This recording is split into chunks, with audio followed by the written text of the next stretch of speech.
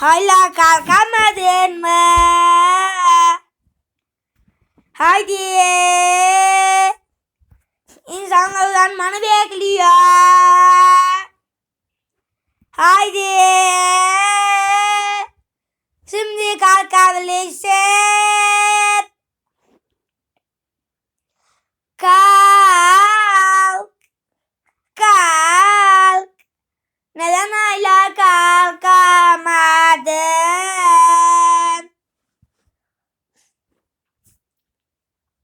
Herkes kalkmanı istiyor.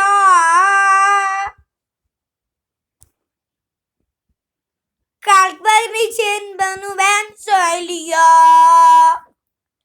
Kalk kalk kalk kalk.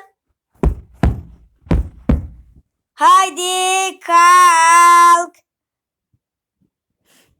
Hala kalkamadın mı? Bu müziği kapatamadın mı? Kalkmadıysan çabuk kalk. Saat olmuş kaç. Haydi kalk kalk kalk. Türkiye sesleniyor sana.